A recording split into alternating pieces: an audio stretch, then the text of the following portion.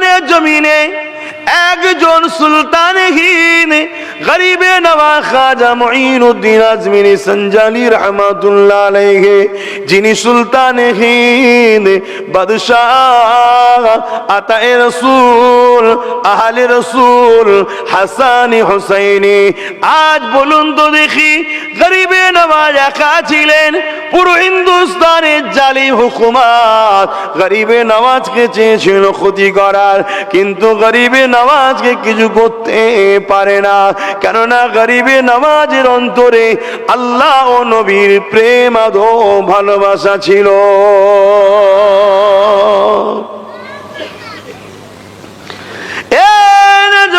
তরুণেরা, আমার নবী পাখি প্রেমিকেরা, আমার রাসূলুল্লাহর হুকুমে গরিবে নওয়াজ সুলতানহীন হিন্দুস্তানে এসেছে।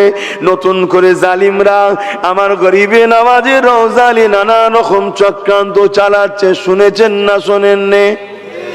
একটু গরিবে নওয়াজ কেলেই বলে যায়।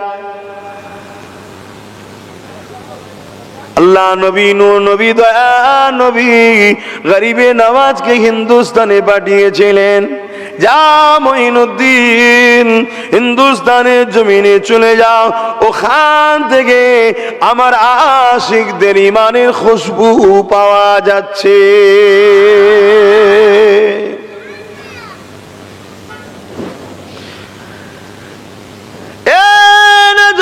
তরুণেরা, সুলতানহীন গরিবে নওয়াজ খাজা মুঈনুদ্দিন আজমিরি রহমাতুল্লাহ আলাইহি হিন্দুস্তানের জমিনে চলে আসলে এমন করে আনা সাগরের পাশে একটা খালি জায়গা পড়ে রয়েছে।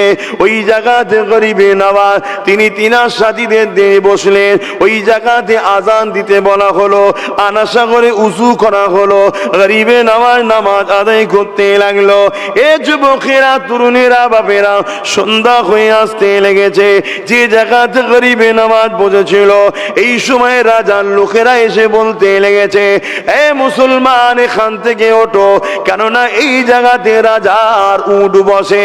গরিবে নওয়াজ বলতে লাগলেন, বিশাল তো জায়গা পড়ে রয়েছে, অন্য কোনো জায়গাতে তোমরা তো বানতে পারো। কিন্তু রাজার লোকেরা বলতে লাগলো, না, এই জায়গা থেকে আপনাকে উঠতে হবে, কেননা এই জায়গাতে রাজার উটটা বসবে। গরিবে নওয়াজ খলিফাদেরকে বলতে লাগলে, চলো বাবা, এই জায়গায় যখন রাজার উট বসবে, বসেই থাক, আমরা অন্য জায়গায় চলে যাই। গরিবে নওয়াজ বলে যখন চলে গেলে, পরের দিন সকাল হয়েছে, উটকে আবার চড়াবার জন্য নিয়ে যাতায়াত চেষ্টা চলছে, কিন্তু ওই জায়গাতে আর উটকে তুলতে পারছে না, কেননা গরিবে নওয়াজ বলেছে, এই জায়গায় যখন উট বসবে, বসেই থাক। এই যে বসেই থাক যখন বলেছে, ওই উটকে তোলার চেষ্টা করতে লেগেছে, অনেক আঘাত দিচ্ছে, কোনোভাবেই উঠাতে পারছে না। এ যুবকেরা, তরুণেরা, এই খবর রাজার গায়ে চলে গেল।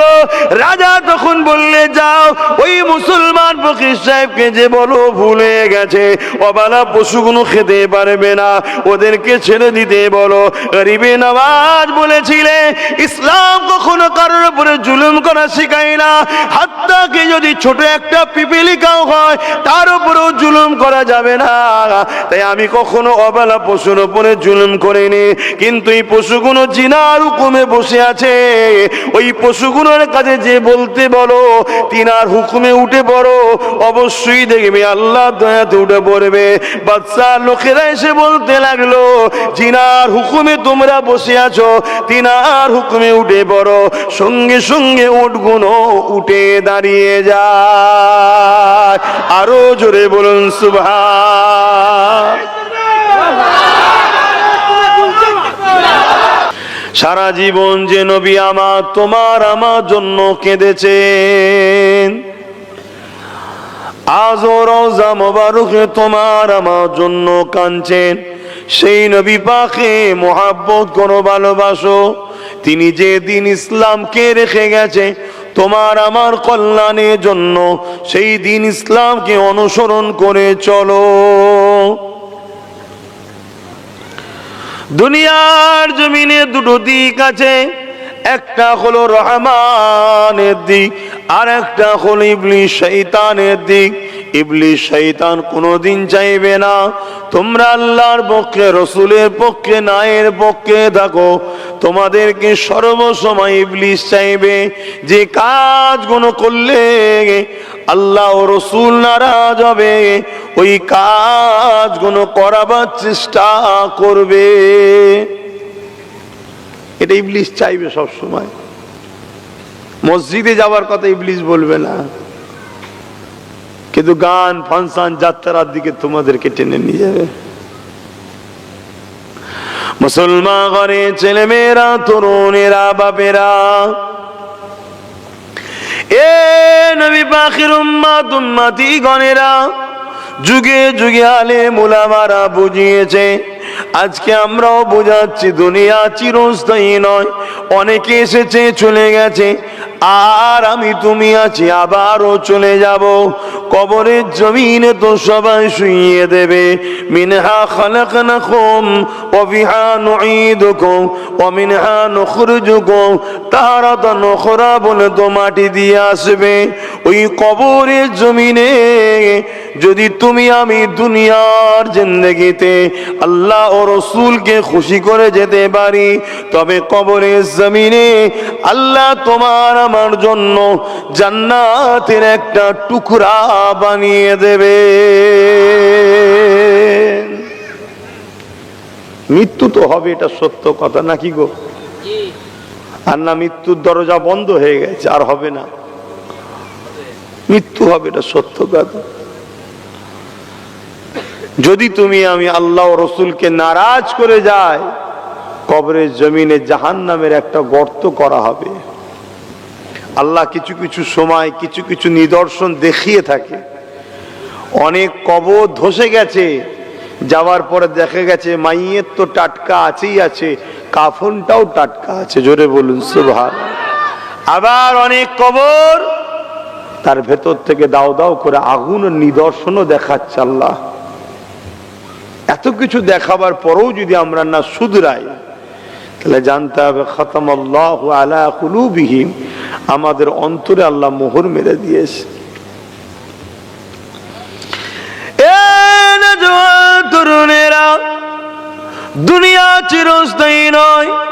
আল্লাহ নবী নূহ নবী, দয়া নবী, তিনি তোমাকে আমাকে জানিয়ে দিয়ে গেছে একটা দিন তোমাকে আমাকে কবরের জমিনে যেতে হবে। ওই কবরটা হলো আখিরাতের প্রথম মঞ্জিল। ওই কবরে যাওয়ার আগে দুনিয়ার বাকি যতদিন আল্লাহ জিন্দেগি দিয়েছে, ওয়াল তানজুরু নাফসুম মা কদ্দামাত লিগাদ, প্রতিটা নফসের উচিত আল্লাহ কোরআনে জানিয়ে দিলেন আখিরাতের জন্য সঞ্চয় তৈরি করে নেওয়া। কেন আখিরাতটা বড় কঠিন জায়গা হবে। আমরা তো সবাই বলি পরকাল আখিরাত, কিন্তু কত কঠিন হবে। আল্লাহ নবী সাহাবা হুজুর দিগকে নিয়ে প্রায় আলোচনা করেন, বাবারা তোমরা আখিরাতের জন্য চিন্তা করো বাবা, আল্লাহ পাকের কাছে ময়দানে মাশরের জন্য দোয়া চাও বাবা। সাহাবা হুজুররা জিজ্ঞাসা করলেন, ইয়া রাসূলুল্লাহ, হাবিবাল্লাহ, ময়দানে মাশরটা কেমন হবে হুজুর? আপনি বারবার ময়দানে মাশরের জন্য সতর্ক করেন। আল্লাহ নবী বলেছিলেন একটা দিন হবে, কানা মিকদারু 50 আলফা সানাতিন, 50,000 বছর যত দিন হবে, এই রকম লম্বা একটা দিন হবে। ওই দিনে মানুষকে ওই জমিনের উপরে দাঁড়িয়ে থাকতে হবে, যেখানে মাতার এক বেগ দেখতে এক হাত উপরে আল্লাহ সূর্যকে নামিয়ে দেবে, সূর্যে 12 গুণ তাপ আল্লাহ বাড়িয়ে দেবে, মানুষের মাথা ক্ষীণ কোনো গলে গলে নাক দিয়ে ঝরে ঝরে পড়তে থাকবে। এ যুবকেরা, আজ আমরা উলামারা বলে বেড়াই, তোমাদের হয়তো বিশ্বাস হচ্ছে না। আর যদি সত্যি হয় তখন কি হবে? যারা আমার কোরআনের উপরে, রসুলের উপরে বিশ্বাস রাখে না, সে মুসলিম ঘরে জন্ম নিতে পারে, সে কিন্তু মুসলমান ইমানদার নয়।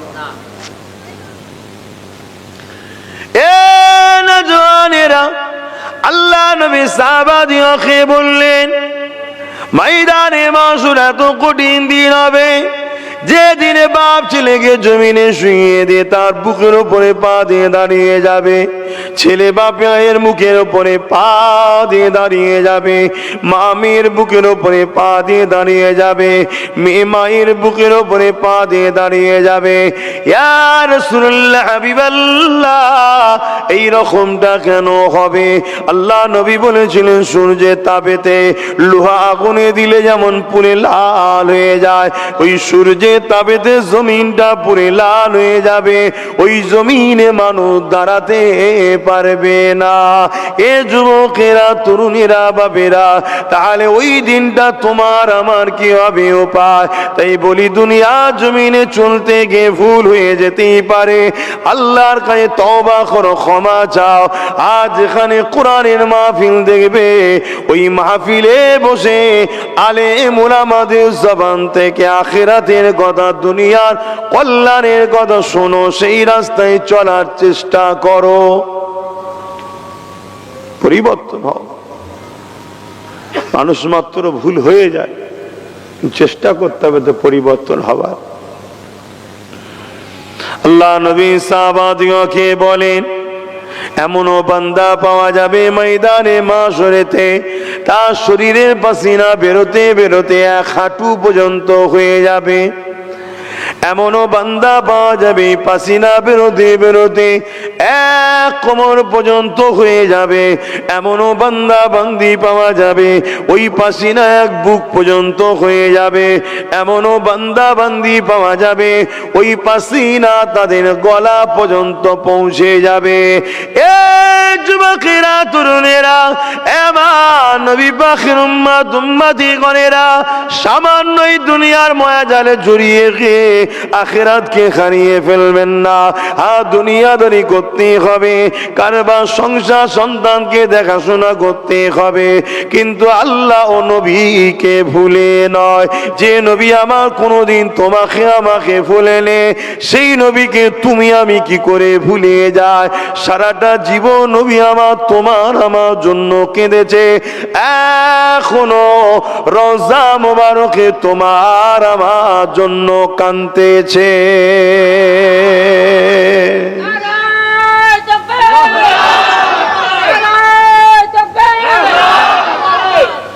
গরমের সময় হজ করলে এক জ্বালা, শীতকালে হজ করলে আর এক জ্বালা।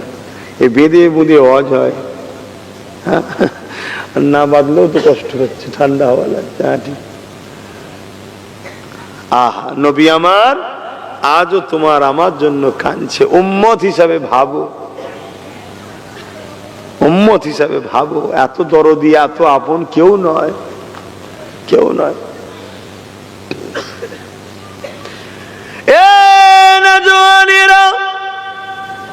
আল্লাহ নবী, নবী, দয়া নবী সারা জীবনটা তোমার আমার জন্য কেঁদেছে। নবী পাক যখনই কেঁদেছে উম্মাত উম্মাত উম্মাত করে কেঁদেছে। আল্লাহ নবী একদিন কাবা শরীফটা তওয়াফ করতেছিলেন। ওই কাবা শরীফ তওয়াফ করতে করতে নবী আমার হঠাৎ করে কাবার সামনে সিজদায় পড়ে যায়, চোখ দিয়ে পানি জারি হতে লাগে। আল্লাহ দরবারে রোনাজারি শুরু করে দিয়েছে। হযরত জিবরাইল আলাইহিস সালামকে আমার আল্লাহ পাঠিয়ে দিলেন, ও হযরত জিবরাইল দুনিয়া জমিনে যান, আমার হাবিব কেন কাঁদে যে জিজ্ঞাসা করে আসে। হযরত জিবরাইল আলাইহিস সালাম দুনিয়ায় চলে এলেন। আল্লাহ নবীকে সালাম দিয়ে জানতে চাইলেন, ইয়া রাসূলুল্লাহ, হাবিবাল্লাহ, হুজুর আপনি কেন কাঁদেন? আল্লাহ পাক জানতে চেয়েছে। এ নওজওয়ানেরা, আমার আল্লাহ নবী জানিয়ে দিলে, এ হযরত জিবরাইল, আমি কেন কাঁদি এটা আমার আল্লাহ পাক জানে। তোমাকে যখন জানাতে চেয়েছে, জিবরাইল শুনে রেখে দাও, জেনে রেখে দাও, আমি যখনই কেঁদেছি ওই কান্নাটা আমার গুনাহগার উম্মত উম্মতিদের জন্য কেঁদেছি। ও হযরত জিবরাইল আমি কাবা শরীফ তওয়াফ করতে করতে আদ জাতির কথা মনে পড়ে যায়, সামুদ জাতির কথা মনে পড়ে যায়, কওমে লুতের কথা মনে পড়ে যায়। ও হযরত জিবরাইল রে, আদ জাতির মানুষেরা তাদের নবীর কথা অমান্য করার জন্য আল্লাহ তাদের উপরে আযাব দিয়ে গজব দিয়ে আল্লাহ তাদেরকে ধ্বংস করে দিয়েছে। ও হযরত জিবরাইল, সামুদ জাতির মানুষেরা তাদের নবীর কথা শুনে না বলে আল্লাহ পাক তাদের উপরে আযাব গজব দিয়ে ধ্বংস করে দিয়েছে। লূত কওমের মানুষেরা আল্লাহ নাফরমানি করার জন্য, নবীর হুকুম না মানার জন্য আল্লাহ তাদের উপরে আযাব গজব দিয়ে শেষ করে দিয়েছে। এই হযরত জিবরাইল কাবা তওয়াফ করতে করতে মনে পড়ে যায় আমার উম্মত উম্মতিরা আমি রাসূলুল্লাহ নাফরমানি করে বেড়াবে, আল্লাহ যেন তাদের উপরে আযাব গজব দিয়ে ধ্বংস না করে দেয়। এ জিবরাইল আমি রাসূলুল্লাহ আমার উম্মত উম্মতিদেরকে বড় ভালোবাসি, আল্লাহ যেন তাদের উপরে আযাব গজব দিয়ে ধ্বংস যেন না করে দেয়। আমার আল্লাহ পাক জানিয়ে দিলেন হাবিব আমি আপনার খাতিরে ততদিন পর্যন্ত আপনার উম্মত উম্মতিদের ধ্বংস করব না, কিয়ামত করব না যতদিন পর্যন্ত এদের মাঝে একটা ব্যক্তি দিল থেকে আমাকে আপনাকে ভালোবাসবে। আমি আল্লাহ তার খাতিরে দুনিয়াকে ধ্বংস করব না। আরো জোরে বলুন সুবহান। এত অন্যায়, এত ভুল, এত নাফরমানি করার পরও আল্লাহ যে আমাদের মুখ থেকে খাবার কেড়ে লাইনে, আসমান থেকে কোনো আযাব দেয়নি যেমন অন্য অন্য নবীর সময় হয়েছে। তাদের নবীর উম্মতরা অমান্য করেছে, আসমান থেকে পাথর বর্ষণ হয়েছে, পাথর এমন আওয়াজ এসেছে মানুষ সব আওয়াজের চোটে কান ফেটে লাঞ্চ পেটেছে, মানুষ নাক দিয়ে রক্ত বেরিয়ে মারা গেছে, পুরো কম শেষ। নানা রকম ভাবে আল্লাহ বন্যা দিয়ে তুফান দিয়ে নূহ নবীর উম্মতদের ঘরে আল্লাহ সব মেরে দিয়েছে। লূত আলাইহিস সালামের উম্মতকে আল্লাহ পাথর বানিয়ে দিয়েছে। আল্লাহ আমাদেরকে কিন্তু দেয় না এখনো, অথচ আমার নবীর উম্মতেরা এখন যে নাফরমানি শুরু করেছে অন্য অন্য নবীর উম্মতরা দেখলে লজ্জা পেত। এজন্যই মনে হয় আল্লাহ আমাদেরকে লাস্টে পেটিয়েছে। এরপরেও কিন্তু আমার রাসূলুল্লাহর খাতিরে আল্লাহ আমাদেরকে এখনো আযাব গজব দিয়ে ধ্বংস করে দেয় না। তাই বলবো চলতে গিয়ে মানুষ মাত্র ভুল হয়, কিন্তু একদম গাফলতি ভালো নয়। আমাদের গাফলতির জন্য আজকে পুরো পৃথিবী জুড়ে আবার নতুন করে জালিমরা মাথা চাড়া দিয়েছে। কখনো কোরআনকে অপমান করছে, কখনো মসজিদকে অপমান করছে, কখনো রাসূলকে নিয়ে ছোট বড় কথা বলছে। আজকে আমার দেশেও শুরু হয়ে গেছে। একদল মানুষ সারা রাস্তা ভালোভাবে যাচ্ছে, যেই মসজিদ দেখছো আমি দুমদাম নাচা শুরু করে দিচ্ছে। একদল মানুষ সমাজের মধ্যে বেরিয়েছে, এখন আমাদের যুবকদের দোষ। আমাদের যুবকরা মসজিদে যায় না, মসজিদগুলো ফাঁকা হয়ে আছে, এই সুযোগটাকে ওই জালিমরা কাজে লাগাচ্ছে। যদি আমাদের যুবকরা মসজিদে যেত তাহলে ওই জালিমদের ক্ষমতা ছিল নাকি এভাবে আল্লাহর ঘরকে অপমান করবে? আল্লাহ কিন্তু তোমার আমার কাছ থেকে কৈফিয়ত নেবে। তুমি ভেবুনি ছেড়ে দিয়েছে, ছাড় দিয়েছে, ছেড়ে দেয়নি। আবার নতুন করে বড় দুঃখের বিষয়, সংবিধান বিরোধী কাজ করে মসজিদগুলোকে সব খোঁড়ার নামে ধ্বংস করতে চাইছে। বলছে মসজিদের তলায় নাকি মন্দির রয়েছে। আমি অন্য কোনো ধর্মকে ছোট করতে চাইছি না, এরা ধর্মের সুশ্রীদের রাজনীতি করছে, এরা মোটেই হিন্দুদের কেউ নয়। যাক, মসজিদের তলায় নাকি রয়েছে, বাবরি মসজিদের তলাতেও বলেছিল তো রয়েছে, খুঁড়লো ভাঙলো পেলো, কিন্তু ভেঙে শহীদ করে দিল না? এটা হলো চক্রান্ত। একটা বাহানায় কোর্ট থেকে রায় লাও, আর কোর্টের কথাও বলি, কোর্টে জেনারেল জজ সাহেব আছে, আজকে সংবিধানকে মান্যতা না দিয়ে মানুষের আস্থার উপরে ছুটছে। এই সব কিছুর জন্য বাপ আমরাই দোষী। আল্লাহ কিন্তু আমাদেরকে বুঝে নেবে, ছাড়বে না। এক তো দুনিয়ায় বেউজ্জতির মরণ দেবে, পরকালে জাহান্নাম অপেক্ষা করছে যদি আমরা ফিরে না আসি, পরিবর্তন না হয়। নবীকে মহব্বত করেন, দিলে ঈমান আনেন। নবীর মহব্বত ও আদবের নাম হলো ঈমান। ঈমান থাকলে কোন জিনিসকে ভয় লাগে না, অন্যায়কে ভয় লাগে। যত বড়ই যেই হোক, দানব হোক আর জিন হোক আর মানবরূপী শয়তান হোক আর ইবলিস হোক, ভয় কাউকে খায় না ইমানদাররা। উপরন্তু ইমানদারকে দানবও ভয় খায়, জিনও ভয় খায়, মানবরূপী শয়তানও ভয় করে। ঈমান হলো হুজুরের প্রেম, যেটা আমাদের মধ্যে খুবই কম। একেবারে নেই বলবো না, কারণ নেই মানে তো বেঈমান। আমি তো বেঈমান কাফের বলতে পারবো না, তবে কিন্তু খুবই কম। কতটা কম? ওই কচুর পাতায় পানি দিয়ে দেখবেন যেমন টলমল করছে, আমাদের ঈমান ওরকম টলমল করছে। এ জায়গা থেকে এখনো সময় আছে, তওবা করুন। দুনিয়াবি গান বাজনা, যাত্রা, ফাংশন, লোভ লালসা এবং বদমাইশ, চরিত্রহীন, জালিম, অত্যাচারী, চোর, ডাকাত, খুনি নেতাদের সোহবত ছাড়ুন।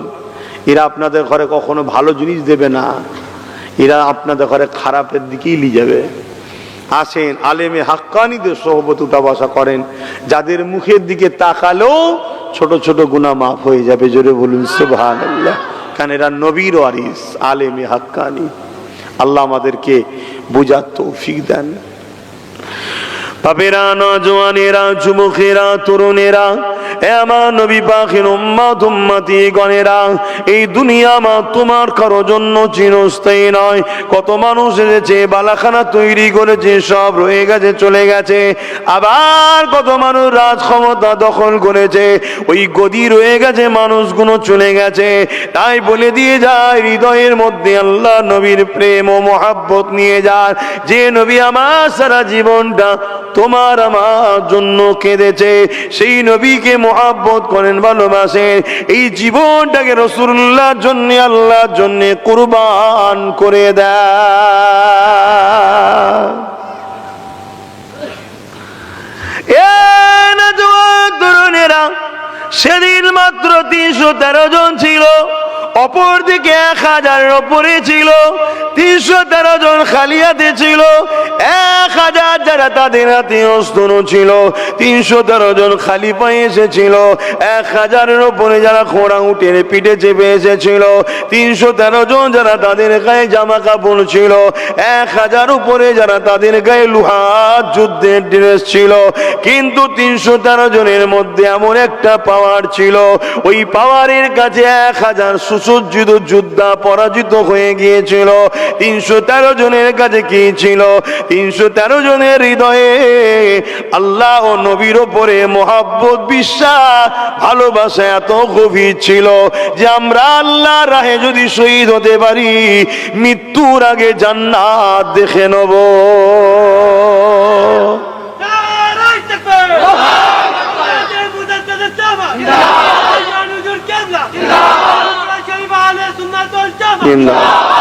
বড় আল্লাহ বড় প্ল্যান করে আমাদের সেই ঈমানকে বার করে নেওয়া হচ্ছে, বড় প্ল্যান করে, বড় প্ল্যান করে। আমাদের ছেলেদের কাছে এই ঈমানের মূল্য কত, এটাই ভুলে যাচ্ছি আমরা। কেন?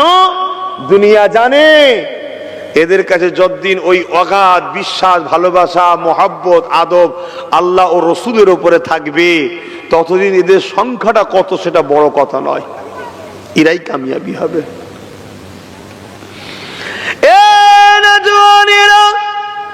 আজ হিন্দুস্তানের জমিনে একজন সুলতানহীন গরিবে নওয়াজ খাজা মুঈনুদ্দিন আজমিরি সঞ্জালি রহমাতুল্লাহ আলাইহি, যিনি সুলতানহীন, বাদশাহ, আতায়ে রাসূল, আহলে রাসূল, হাসানি হুসাইনি। আজ বলুন তো দেখি, গরিবে নওয়াজ একা ছিলেন, পুরো হিন্দুস্তানের জালিম হুকুমত গরিবে নওয়াজকে চেয়েছিল ক্ষতি করার, কিন্তু গরিবে নওয়াজকে কিছু করতে পারে না। কেননা গরিবে নওয়াজের অন্তরে আল্লাহ ও নবীর প্রেম আদো ভালোবাসা ছিল।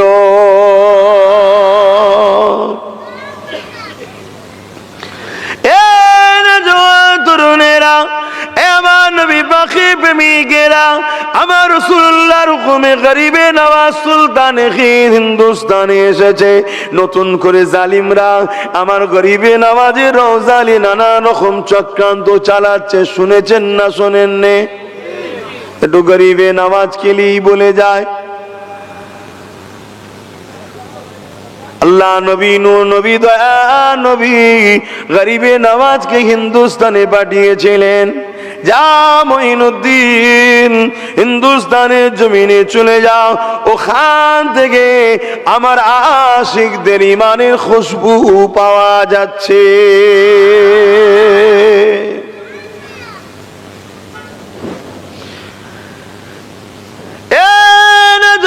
তরুণেরা সুলতান গরিবে নওয়াজ খাজা মঈনুদ্দিন আজমিরি রহমাতুল্লাহ আলাইহি হিন্দুস্তানের জমিনে চলে আসলে এমন করে আনা সাগরের পাশে একটা খালি জায়গা পড়ে রয়েছে। ওই জায়গাতে গরিবে নওয়াজ তিনি তিনার সাথীদের দিয়ে বসলেন। ওই জায়গাতে আজান দিতে বলা হলো, আনা সাগরে উজু করা হলো, গরিবে নওয়াজ নামাজ আদায় করতে লাগলো। এ যুবকেরা, তরুণেরা, বাপেরা, সন্ধ্যা হয়ে আসতে লেগেছে। যে জায়গাতে গরিবে নওয়াজ বসেছিল এই সময় রাজার লোকেরা এসে বলতে লেগেছে, এ মুসলমান এখান থেকে ওঠো, কেননা এই জায়গাতে রাজার উট বসে।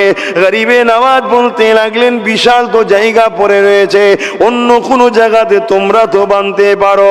কিন্তু রাজার লোকেরা বলতে লাগলো, না, এই জায়গা থেকে আপনাকে উঠতে হবে, কেননা এই জায়গাতে রাজার উটটা বসবে। গরিবে নওয়াজ খলিফাদেরকে বলতে লাগলে, চলো বাবা, এই জায়গায় যখন রাজার উট বসবে, বসেই থাক, আমরা অন্য জায়গায় চলে যাই। গরিবে নওয়াজ বলে যখন চলে গেলে, পরের দিন সকাল হয়েছে, উটকে আবার চড়াবার জন্য নিয়ে যাতায়াত চেষ্টা চলছে, কিন্তু ওই জায়গাতে আর উটকে তুলতে পারছে না, কেননা গরিবে নওয়াজ বলেছে এই জায়গায় যখন উট বসবে, বসেই থাক।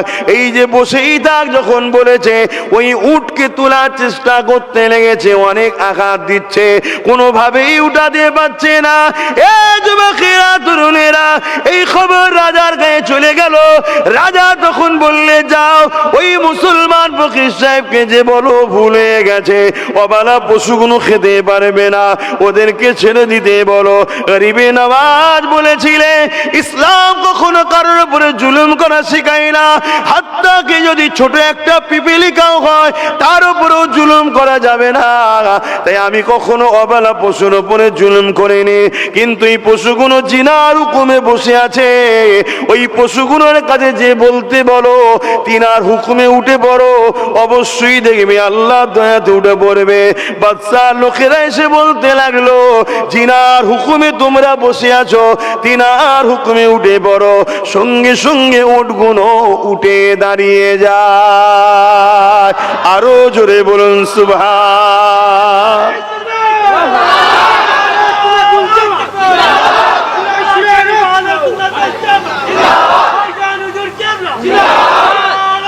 আল্লাহ তকবীর দাও, আল্লাহর দাও, রসুলের দাও, দাদা হুজুরের দাও, দিন ইসলামের দাও, আমার তকবীর দিতে হবে না, কারণ এটা জলসা। কথা বুঝে আসছে? আল্লাহর দেবে, নবীর দেবে, দাদা হুজুরের ওসিলায় পূর্ব ভারতের মানুষ দিন ইসলাম পেয়েছে, দাদা হুজুর ভুলে গেলে হবে? আর ইসলামের তকবীর দাও। কথা বুঝে আসছে? তো যাক, আমার গরিবে নওয়াজ খাজা মঈনুদ্দিন চিশতি আজমিরি 850 বছর আগে যে উটকে বসিয়েছিল, সেই উটকে তোলার কারো ক্ষমতা হয়নি। আজকে নাকি শুনছে গরিবে নওয়াজের মাজারকে তুলবে। শুনছেন তো নাকি? হায় হায় হায়, আল্লাহ পাক গরিবে নওয়াজকে এত ক্ষমতা দিয়েছিলেন, কেন গরিবে নওয়াজ আল্লাহ ও রসুলের হয়েছিলেন, আমরা হতে পারিনি? তরুণেরা, আমার গরিবে নওয়াজ খাজা মঈনুদ্দিন আজমিরি রহমাতুল্লাহ আলাইহি দরবারে বাদশাহ শাহজাহান একদিন এসেছে। এমন করে দেখা যায় গরিবে নওয়াজের দরবারে ঢুকতে লেগেছে। কোন কিতাবে অরঙ্গজেব হুজুরের কথা আছে, যাক তিনি রওজার মধ্যে ঢুকতে লেগেছে। ওই গেটে দেখা যায় একজন মানুষ দাঁড়িয়ে দাঁড়িয়ে কাঁদে আর বলে, এই সুলতান খিন, আমার চোখে রোশনি নাই, দোয়া করেন যেন আল্লাহ ফিরিয়ে দেয়। এই সুলতান খিন, আমার চোখে রোশনিকে ফিরিয়ে দেন। এইভাবে যখন কাঁদতে লেগেছে, বাচ্চা দাঁড়িয়ে গিয়ে জিজ্ঞাসা করে, বাবা কতদিন তুমি এইভাবে কাঁদতেছ? তোমার চোখে রোশনি তুমি কতদিন এসেছো? সে বলল, বছর পার হয়ে গেছে। গরিবে নওয়াজের দরবারে 1 বছর পার হয়ে গেছে, এইভাবে দোয়া চাইতে লেগেছি, কিন্তু আমার চোখে রোশনি আমি ফিরে পাচ্ছি না। সুলতান বাদশা বলতে লেগেছে, আমি বাজারের ভেতরে যাচ্ছি, বেরিয়ে আসার পরে যদি তোমার চোখে রোশনি না ফিরে পাও, আমি তোমাকে মৃত্যুদণ্ডের শাস্তি দেব। কিসের শাস্তি? মানে কতল করে দেওয়া হবে, মৃত্যু দেওয়া হবে। এতদিন চোখের জন্য দোয়া চাইছিল, এবার হাত তুলে বলছে, হুজুর আপনি দয়া করেন, আল্লাহর কাছে দোয়া করেন, হুজুর আপনি আমার চোখের রোশনি ফিরিয়ে দেন। ওলিদের কাছে চাওয়া মানে ওসিলা, দিনেওয়ালা মালিক বেশাক আল্লাহ। কথা বুঝে আসছে তো? হুজুর না হয় বাদশা আমার গর্দান উড়িয়ে দেবে।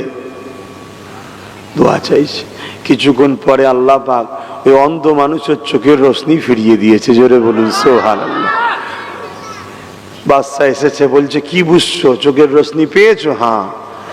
এতদিন চাইছিলে, পেলে না, আজকে চাইছো কেন? পেলে? এতদিন চাইছিলাম, পেলে না, চাইছিলে, আজকে পেলে কেন? চাওয়ার মধ্যেও ব্যাপার আছে। আজকে জান বাঁচাবার ভয়ে চাইছে, এ চাওয়াটা দিল থেকে হচ্ছে। আল্লাহর ওলি গরিবে নওয়াজের দরবার থেকে কেউ খালি হাতে ফিরে আসে না। আল্লাহর ওলির দরবারের পিছনে আজকে আমার কেন্দ্র সরকার লেগেছে, আমার দেশের। কথা বুঝে আসছে? এরা যদি পরিবর্তন হয়ে যায় ভালো, না এদের ধ্বংস অনিবার্য হবে, কোনো চিন্তা নেই, আল্লাহ এদেরকে মিটিয়ে দেবে। আল্লাহর ওলি নবীর আশিক ছিলেন তিনারা। আমার বোঝাবার উদ্দেশ্য, নবীকে ভালোবাসেন, পৃথিবীর কোনো শক্তি নেই আপনাকে মিটাতে পারে। মুসলমান ঘরের ছেলে মেয়েরা, তরুণেরা, এ নবী পাকের প্রেমিকেরা, এ আমার নওজোয়ান তরুণেরা, বাপেরা, আল্লাহর ওলি সুলতান গরিবে নওয়াজের আর একদিনের কথা মনে পড়ে যায়। হুজুর আমার একদিন রাস্তা দিয়ে যেতে লেগেছে, এই সময় দেখা যায় 40 জন মানুষ আগুনের পূজা করতে লেগেছে, উপাসনা করতে লেগেছে, যাদেরকে মুজুসি বলা হয়। আল্লাহর ওলি গরিবে নওয়াজ সে জায়গায় দাঁড়িয়ে গেল, দাঁড়িয়ে গিয়ে তাদেরকে বলতে লেগেছে, বাবারা তোমরা এই কি করতে লেগেছো?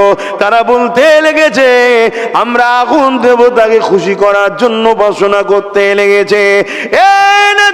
তরুণেরা, আমার গরিবে নওয়াজ জিজ্ঞাসা করতে লাগলো, কতদিন ধরে কাজ তোমরা করতে লেগেছো? তারা বলতে লেগেছে, 40 বছরের ওপর হয়ে গেছে, আমরা এই আগুনকে কি বর্ষা কি শীত কি গরম কখনো বন্ধ হতে দিইনি। আমার গরিবে নওয়াজ বললেন, এতদিন ধরে যখন তোমরা আগুনের উপাসনা করছো, নিশ্চয়ই আগুনের সঙ্গে তোমাদের মহব্বত হয়ে গেছে। এই আগুনে কেউ একজন হাত দিয়ে দেখাও কেমন মহব্বত হয়েছে। তারা বলতে লাগলো, আগুনের কাজ তো পুড়িয়ে দিবা, আগুন আমাদেরকে পুড়িয়ে দেবে। গরিবে নওয়াজ বলেছিলেন, আগুনের ক্ষমতা নাই কাউকে পুড়াতে পারে। কি গো, আগুনের ক্ষমতা যে পুড়াতে পারে? হযরতে ইব্রাহিম আলাইহিস সালামকে তো বিশাল আগুনে ফেলেছিল, পোড়াতে পেরেছিল? আল্লাহর হুকুম না হলে পোড়াতে পারবে না। বেশাক আগুন পোড়ায়, কিন্তু খোদার হুকুম না হলে পোড়াতে, জোরে বলেন, পারবে না। সব ক্ষমতার মালিক আল্লাহ, এটা মাথায় রাখতে হবে। হযরতে গরিবে নওয়াজ যেই বললেন যে আগুনের ক্ষমতা নাই, পোড়াতে পারে, তাদের মধ্যে একজন এসে বলছে, তাহলে আপনি হাত দিয়ে দেখেন। আল্লাহর ওলি গরিবে নওয়াজ বলছে, কই, আমি তো আগুনের উপাসনা করি, হাত দেবো কেন? তোমরা উপাসনা করো, আমি তো আগুনের উপাসনা করি না। আমি আগুন যিনি সৃষ্টি করেছেন সেই আল্লাহর উপাসনা করি। জোরে বলুন সুবহানাল্লাহ। তবে যখন তোমরা বলছো চলো তাহলে এই কথাটা বলে গরিবে নওয়াজ তাদেরই একটা সন্তান পাশে ঘুরতে ছিল, ওই সন্তানটাকে সাথে করে নিয়ে আগুনের মধ্যে বিসমিল্লাহ বলে ঢুকে যায়। তরুণেরা এমন করে গরিবে নওয়াজ যখন তাদেরই একটা সন্তানকে আগুনের মধ্যে নিয়ে ঢুকে যায় আর তারা চিৎকার চেঁচামেচি শুরু করে দিয়েছে, আরে মুসলমানটা নিজে পূর্বে পড়ুক, আমাদের বাচ্চাটাকে কেন সাথে নিয়ে গেল? এই কথাই কথাই লোক বাড়তে লেগেছে, ভিড় জমে গেছে। দীর্ঘক্ষণ কেটে যাবার পরে এমন করে গরিবে নওয়াজ কাপড়টা ঝাড়তে ঝাড়তে ঝাড়তে ঝাড়তে ওই বাচ্চাকে নিয়ে আগুনের মধ্যে থেকে বাহির হতে লেগেছে।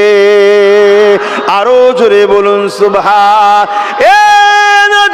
তরুণেরা আল্লাহ যারা হয়ে যাবে, নবী যারা হয়ে যাবে, দুনিয়া শুধু আগুন নয় আখিরাতের আগুন জাহান্নামও তাদেরকে পোড়াতে পারবে না। তাই বলে দিয়ে যায় দুদিনের মায়াজালে জুড়ে দুনিয়াদারি করুন করতে নিষেধ না, সংসার করুন করতে নিষেধ না, ব্যবসা বাণিজ্য করুন করতে নিষেধ না, তবে আমার নবী যেভাবে দেখিয়েছো এইভাবে করুন, ওর বিখিলা কোনো কাজ করতে যাবেন না, তাহলে দুনিয়াও যাবে আখিরাতও শেষ হয়ে যাবে। এ যুবকেরা তরুণেরা গরিবে নওয়াজের অবস্থা দেখে ওই 40 জন মানুষ যারা আগুনের উপাসনা করতেছিল তারা আগুনকে ছেড়ে দিয়ে আমার গরিবে নওয়াজের কদমে সিজদায় পড়ে যায়, গরিবে নওয়াজের উপাসনা শুরু করে দিয়েছে। গরিবে নওয়াজ তাদেরকে বলতেই লাগলো, বাবারা তোমরা কেন আমার কাছে মাথা নত করছো? তুমিও মানুষ আমিও মানুষ, মাথা নত একমাত্র তিনার কাছে হবে যিনি আমাকে আগুনের মধ্যে ও হিফাজত করেছিলে। আরো জোরে বলুন সুবহান। আল্লাহ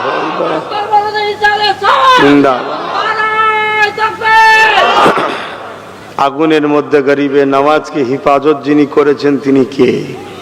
আমি সবাইকে জিজ্ঞেস করছি কে? সে আল্লাহ এখনো আছে না নাই?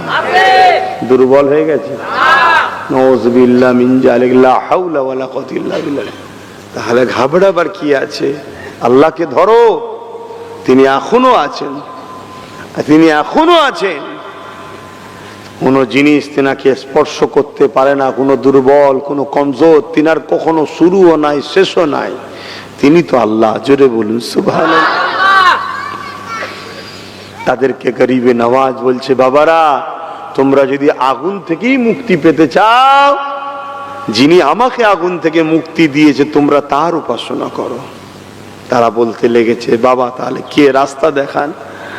গরিবে নওয়াজ তাদেরকে বলে দিল, বলো লা ইলাহা ইল্লাল্লাহ মুহাম্মাদুর রাসূলুল্লাহ, লা ইলাহা ইল্লাল্লাহ মুহাম্মাদুর রাসূলুল্লাহ। এই কালেমা খানা দিল থেকে মেনে নাও, জবানে উচ্চারণ করে দাও, আল্লাহ পাক তোমাকে জাহান্নামের আগুন থেকেও বাঁচাবে।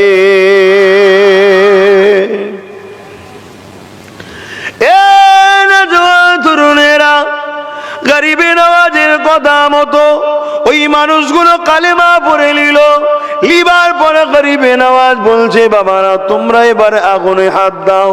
কেউ সাহস নিতে চাইছে না। গরিবে নওয়াজ বললেন, যদি দিল থেকে কালেমাকে বিশ্বাস করে থাকো তাহলে চিন্তা করো না, হাত দাও, কিছুই হবে না। তাদের মধ্যে থেকে ওকে বলছে প্রত্যেকে একসাথে 40 জন যখন আগুনের মধ্যে হাত দিয়েছে, হাত দিয়ে বার করে তার হাত দেখতে লেগেছে, হাতের একটা পশম পর্যন্ত আগুনে পুড়ে যায়নি। এই কথা চতুর্দিকে ছড়িয়ে গেল।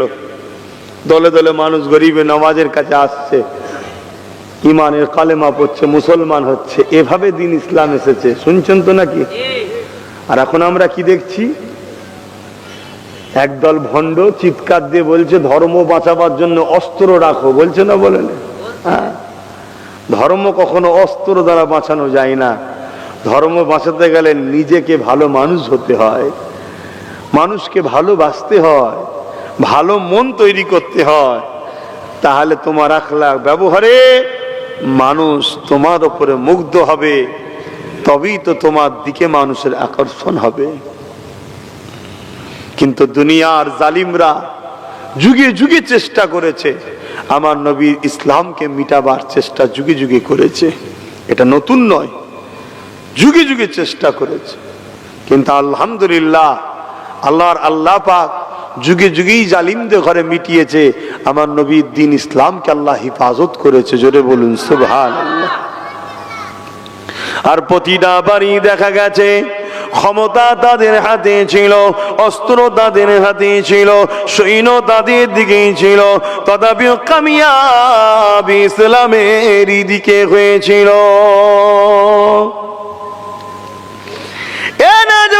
তরুণেরা, এমন নবী পাখির প্রেমিকেরা এমন করে ইতিহাসের পাতায় পাওয়া যায়। আর আমার নবী পাক সাল্লাল্লাহু আলাইহি ওয়াসাল্লাম প্রথম সাহাবী হযরত আবু বকর সিদ্দিক রাদিয়াল্লাহু তাআলা যখন খলিফা হলেন, এই সময়ে দেখা যায় একটা ব্যক্তি মুসাইলামাতুল কাজ্জাব, সে নিজেকে মিথ্যা নবী দাবি করে আমার নবী পাকের খতমে নবুয়তের বিরোধী করার জন্য, এবং ইসলামের দুশমন রাষ্ট্রগণ ওই মুসাইলামাতুল কাজ্জাবকে সাথ দিতে লাগলো। 90,000 সৈন্য পাঠিয়ে দিল, অস্ত্রধারী সৈন্যরা মুসাইলামাতুল কাজ্জাবকে ঘিরে রাখতে লাগলো। মুসাইলামাতুল কাজ্জাব এই 90,000 সৈন্য নিয়ে ইসলামের নবী, নূর নবী, দয়ার নবী বিরুদ্ধে যে ষড়যন্ত্র চালাতে লাগলো, সে নিজেকে মিথ্যা নবী পর্যন্ত দাবি করে ফেললো। এ যুবকেরা, তরুণেরা, বাপেরা, সাহাবা হুজুরদের মধ্যে আলোচনা মিটিং ডাকা হয়ে গেল। হযরত আবু বকর সিদ্দিক আর অন্যান্য সাহাবা হুজুররা বসে বললে, আর মিটিং শুরু হয়ে গেল।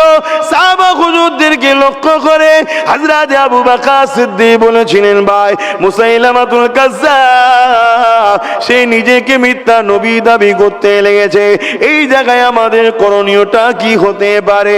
সমস্ত সাহাবা হুজুররা বলতে লাগলে, ও ভাই হযরত আবু বকর সিদ্দিক, আপনি আমাদের খলিফা, আপনি যা রায় দেবেন আমরা সেটাই মেনে নেব। নেতৃত্ব মানতে শিখুন। ইমানদার বেঈমান কাফের মুনাফিক নয়, ইমানদার নেতৃত্ব মানতে শিখুন কামিয়াবি যদি চান। আর নয় আগামী দিন যা ভয়ানক আসছে। আমি 3 বছর বলেছিলাম না, বলেছিলাম 3 বছর পর চোখ দিয়ে রক্ত নাই পানি বেরোবে, এই পানি নয় রক্ত বেরোবে। হ্যাঁ, 1 বছর হতে যাচ্ছে, এই ডিসেম্বর হয়ে গেলে 1 বছর শেষ, আর 2 বছর আছে। যদি বেঁচে থাকি কথা হবে, তোমরা বেঁচে থাকলে দেখা হবে। পরিবর্তন যদি না হও, মিলিয়ে লিখে দিও, আজকেও কথাটা রেকর্ড করে লাও, আর 2 বছর দেখো না কি হয়। তাও অতদিন যাবে কি সন্দেহ আছে, তাও অতদিন যাবে কি সন্দেহ আছে। কি ভয়ানক দিন আসছে দেখবে। এমনি তো সোশ্যাল মিডিয়ায় দেখছি মুরব্বী মানুষের দাড়ি ধরে গালে টেনে টেনে চড় মারছে, জুতোর বাড়ি মারছে, দেখছেন না? আর মেরে বলছে, বল এই স্লোগান দে, দিচ্ছেন না, দেয় না? তুমি ভাবছো ওটা তো আমার আব্বা নয়। হ্যাঁ, তোমার ইমান দুর্বল বলেই তো তোমার আব্বা দেখছো না। হ্যাঁ, মনে রাখবে কাল ওটা তোমার আব্বার সাথেও ঘটতে পারে, কাল তোমার আব্বার সাথেও ওটা ঘটতে পারে। যুবকেরা, তরুণেরা, এমন নবী পাকের উম্মত, উম্মতি গণেরা, বাবারা শুনে রেখে দাও, জেনে রেখে দাও, আমার নবী পাক সাল্লাল্লাহু আলাইহি ওয়াসাল্লাম সাহাবী হযরত আবু বকর সিদ্দিক রাদিয়াল্লাহু তাআলা তিনি এমন করে রওনা দিয়ে দিলেন সাহাবা হুজুরদের ঘরে নিয়ে। আলোচনার মিটিং হতে লাগলো। সাহাবারা বলতে লাগলে, ও ভাই হযরত আবু বকর সিদ্দিক, আপনি যা ফয়সালা দেবেন এইটাকেই আমরা মেনে নেব। হযরত আবু বকর সিদ্দিক কি বলেছিলেন? আমার নবী সাহাবারা ঠিকই বলেছেন, আপনারা আমার নবী পাকের বিরোধী করে যে যাই বলুক না কেন, এতে আমার নবী পাকের কোনো অসুবিধা হবে না। কেন আল্লাহ কোরআনের মধ্যে জানিয়ে দিয়েছে, আখির রাসূলুল্লাহ ওয়া খাতামান নবী, আমার নবী পাক হলো শেষ নবী। এতে দুনিয়ায় হাজারো লোক যদি মিথ্যা নবী দাবি করে, তার ধ্বংস অনিবার্য, আমার নবী পাকের কিছুই হবে না। হবে নাকি? জোরে বলেন। যেমন আকাশে চাঁদ উঠলে কি হয়, দেখবেন কিছু কুকুর আছে আকাশমুখ হয়ে চাঁদের দিকে ঘেউ ঘেউ করে, দেখেছেন কখনো? নজরে পড়েছে? আরে হ্যাঁ কি না বলুন, এইটা একটা কুকুরের খসলত আছে। চাঁদ উঠেছে, খেয়ে দেখায়নি, আকাশমুখ হয়ে চাঁদের দিকে ঘেউ ঘেউ করছে। তো মানুষের মধ্যে কিছু এরকম কুকুর মার্কা মানুষ আছে, তারা সবসময় আমার নবীর পিছনে ঘেউ ঘেউ করে। আছে না? নাই? এগুলোর মধ্যে আবার কিছু দাড়িওয়ালা কুকুরও বেরিয়েছে, টুপিওয়ালাও আছে কিছু। খারাপ লিখছেন কি গো? খারাপ লিখছেন? হ্যাঁ, আমার নবী পাক সাল্লাল্লাহু আলাইহি সাল্লামকে ছোট করতে চায়, যা তা কথা বলে আমার নবীর শানে। মরা বলে, শাফাত করতে পারবে না বলে, ইলমে গায়েব জানে না বলে। কথা বুঝে আসছে? নবী পাক সাল্লাল্লাহু আলাইহি সাল্লামকে আমাদের মতো বলে, নাউযুবিল্লাহ মিন জালিক, আরো ইত্যাদি ইত্যাদি ইত্যাদি হাজারো রকম নবীকে খাটো করার কথা বলে। এরা আবার নামাজও পড়ে, এরা রোজাও রাখে, এরা হজও করে। আশ্চর্যের বিষয়, এগুলো করার পরও এরা জাহান্নামের কুকুর হবে। কেন? এরা আমার নবীর বিরুদ্ধে কথা বলেছে। শুনছেন তো নাকি? হ্যাঁ। কারো দাড়ি কম, নামাজ কম, রোজা কম, হজ কম, কিন্তু নবীর আদব ভালোবাসায় কোনো খুঁত নাই। নবীকে পিয়ার করে, আল্লাহকে পিয়ার করে, ওকে কেউ জাহান্নামী বলতে পারবে না? এক কথা বলেন, কেউ বলতে পারবে না। গুনাহ করেছিস বাবা, গুনাহগার, কিন্তু ও বেঈমান, জাহান্নামী বলতে পারবে না। কেন? দেখা যাবে মরণের সময় ও কলেমায় রদ্দ কবুর পড়তে, তওবা করতে করতে, কলেমা পড়তে পড়তে যাচ্ছে, আর আমার আল্লাহ বড় দয়ালু, লোকে মাফও করে দিতে পারে। জোরে বলুন সুবহানাল্লাহ। কিন্তু যারা আমার নবীর শানে গুস্তাখি করেছে, আল্লাহ ওয়াদা করেছে, আমার শানে যদি কেউ বিয়াদবি করেও থাকে আমি তাকে মাফ করব, কিন্তু আমার নবীর শানে বিয়াদবি যে কয় তাকে মাফ করব না। কেন? ওটা আমার ভালোবাসা। ওটা কার ভালোবাসা? আল্লাহর। আল্লাহর ভালোবাসা। যেমন অনেক বাপ দেখবেন, তাকে দুটো ছোট বড় কথা বললে শুনে নেয়, ছেলের বিষয়ে কিছু বললেই রেখে যায়। আবার অনেক ছেলে আছে দেখবেন, তাকে দুটো গালিগালাজ করেছে, ঠিক আছে মেটে গেছে, বাপ তুলেছে যে অমনি ব্যাস মেরেছে, থুব নাই ঘুষি। কেন রে? তোকে গাল দিলাম, চুপছি না, আমি আমার বাপকে ভালোবাসি। তাহলে নিজেকে আঘাত দিলে মেনে লিয়া যায়, ভালোবাসাকে আঘাত দিলে মানা যায় না। তা আমাদের ক্ষেত্রে যদি এত দরদ হয়, তা যিনি রহমান, যিনি রহিম, যিনি আল্লাহ, তিনি তেনার হাবিবকে ভালোবাসেন। শুনছো তো ভাইগুলো? তিনি তেনার হাবিবকে ভালোবাসেন।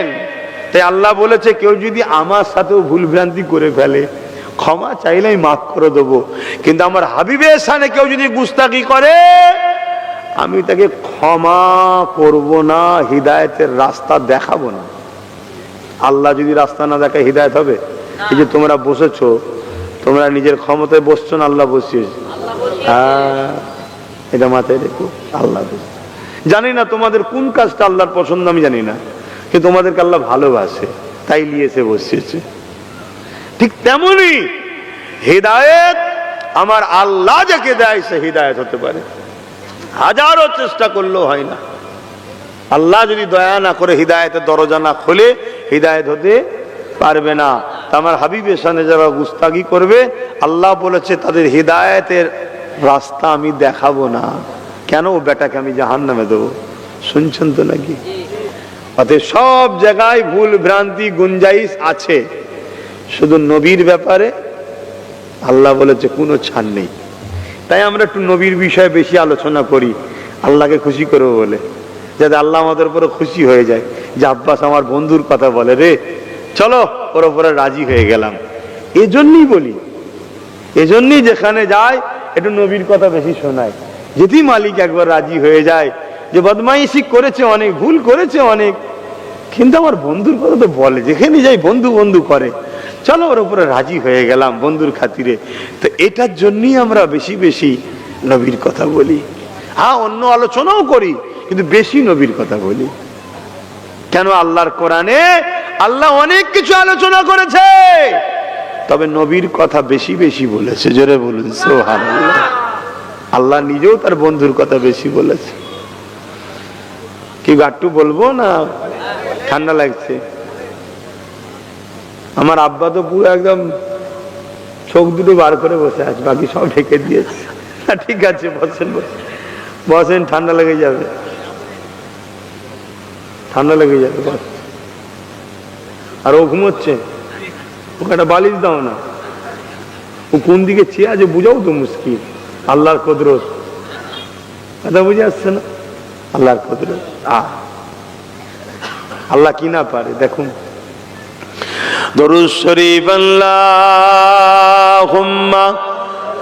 সাল্লি আলা সাইয়্যিদিনা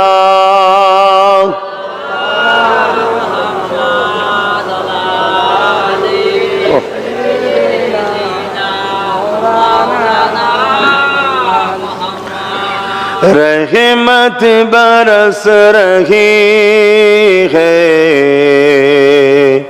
दरबार मुस्तफा में। आरो जोरे बोलून ना सुभान।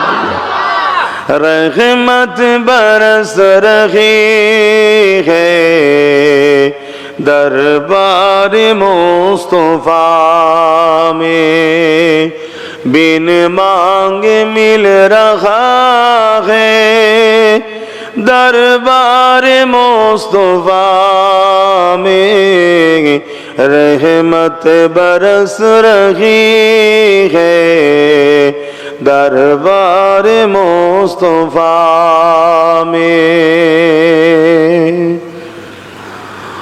उन पर दुरूद हर दम, उन पर सलाम हर दम, उन पर दुरूद हर दम, उन पर सलाम हर दम, हर एक पर रखा है दरबार मुस्तफा में। हर एक पर रखा है दरबार मुस्तफा में, बिन मांगे मिल रहा है दरबार मुस्तफा में। रहमत बरस रही है दरबार मुस्तफा में। सीने पे खत रख के मैं दिल को ढूंढता हूँ, सीने पे खत रख के मैं दिल को ढूंढता हूँ, दिल मुझको ढूंढता है दरबार मुस्तफा में। दिल मुझको ढूंढता है दरबार मुस्तफा में। रहमत बरस रही है दरबार मुस्तफा में, बिन मांगे मिल रहा है दरबार मुस्तफा में। अल्लाहुम्मा सल्ली अला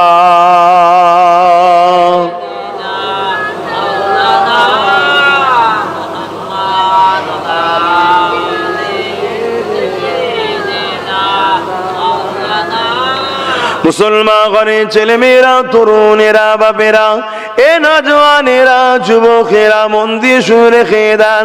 হযরত আবু বকর সিদ্দিক তখন জানিয়ে দিলেন, হ্যাঁ দুনিয়ার মানুষ যদি আমার নবী পাকের পিছনে লাগে, এতে আমার নবী পাকের কিছু যায় আসে না। যেমন আমি আগে উদাহরণ দিলাম, দুনিয়ার একদল মানবরূপী পশু আছে নবীর পিছনে লাগে, তারাও যদি নবীর পিছনে ঘেউ ঘেউ করে, যেমন আকাশের চাঁদ কিছু যায় আসে না, সব কুকুর যদি এক জায়গায় হয়ে যদি আকাশের দিকে ঘেউ ঘেউ করে, চাঁদের কিছু হবে? আমার নবী পাক সাল্লাল্লাহু আলাইহি সাল্লামের পিছনেও যদি দুনিয়ার মানবরূপী পশুগুলো যদি ঘেউ ঘেউ করে, এতে আমার নবীর কিছু যায় আসে না।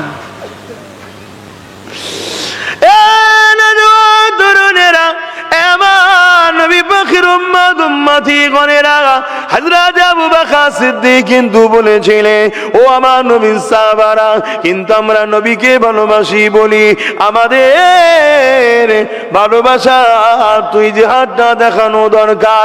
আমি আবু বকর মুসাইলামাতুল কাজ্জাবকে বুঝাবো। আল্লাহ যখন কোরআনের মধ্যে জানিয়ে দিয়েছে ওয়ালাকির রাসূলুল্লাহ ওয়া খাতামান নবী, তাহলে আমি অবশ্যই বুঝাবো। কিন্তু সে যদি না বোঝে, সে যদি আমার নবী পাকের সাথে গুস্তাখি চরম বেয়াদবি করতে চায়, তাহলে আমি আবু বকর নিজের জানের বাজি লাগিয়ে হলো মুসাইলামাতুল কাজ্জাবের বিরুদ্ধে সংগ্রাম করতে চায়। এ নওজওয়ানেরা, তরুণেরা, বাপেরা, আমার নবী পাকের সাহাবা হুজুররা হযরত আবু বকর সিদ্দিকের কথা শুনে বলল, হ্যাঁ ভাই, আপনার সঙ্গে আমরা একমত রয়েছি। এই কথা কোনো কাজ হতে লাগলো। হযরত আবু বকর সিদ্দিক 10,000 নবী পাকের যুবক সাহাবা হুজুরদেরকে একত্রিত করে দিল। 10,000 যুবক সাহাবা হুজুরদেরকে এক করে নিয়ে মুসাইলামাতুল কাজ্জাবের গায়ে রওনা দিল। মুসাইলামাতুল কাজ্জাব 90,000 অস্ত্রধারী সৈন্য নিয়ে তারা এমন করে ঘিরে রেখেছে মুসাইলামাতুল কাজ্জাবকে।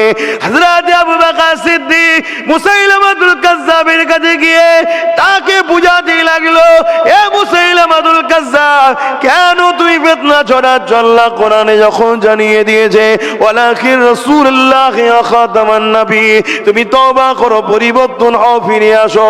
মুসাইলামাতুল কাজ্জাব আবু বকর সিদ্দিকের কথা শুনছে না। সে সামনের দিকে তাকিয়ে দেখছে আবু বকরের সাথে মাত্র 10,000 রয়েছে, আর আমার সাথে 90,000 রয়েছে। আমার সংখ্যাটা বেশি, আবু বকরের কম। আমার সৈন্যদের হাতে অস্ত্র রয়েছে, আমার দিকে বিদেশি শক্তিরা রয়েছে। কেন আমি আবু বকরের কথা শুনবো? এর বিরুদ্ধে আমি লড়াই করে এদেরকে মিটিয়ে দেবো। মনে রাখবেন, কিছু মানুষ ক্ষমতার অন্ধকারে পড়ে যায়, ক্ষমতার জোরে অন্ধকারে পড়ে যায়। মুসাইলামাতুল কাজ্জাব ক্ষমতার জোরে অন্ধকারে পড়েছিল, হামলা করে দিতে বলল মুসাইলামাতুল কাজ্জাব। এ যুবকেরা, তরুণেরা, হযরত আবু বকর সিদ্দিক 10,000 সাহাবাদের নিয়ে ডিফেন্সে দাঁড়িয়ে গেলে। তারা হামলা করতে লেগেছে, ডিফেন্স করতে লেগেছে, হামলা করতে লেগেছে, ডিফেন্স করতে লেগেছে। কিন্তু আমার আল্লাহ, তিনি শাইউন কাদির, ফাইসাল্লাহ তিনার হাতে 90,000 মুসাইলামাতুল কাজ্জাব সহ তার সৈন্যবাহিনীকে 10,000-এর মাধ্যমে আল্লাহ পাক জাহান্নামে পাঠিয়ে দিয়েছিল। আরো জোরে বলুন সুবহান।